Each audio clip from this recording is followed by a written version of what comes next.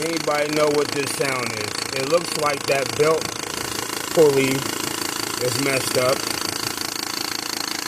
on here, so I might have to get that.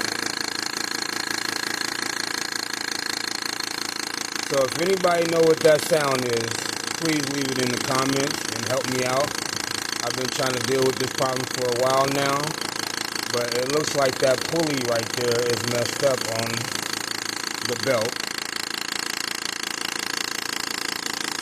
So if anybody knows, let me know. First time ever working on a Volvo. So if anybody knows, let me know.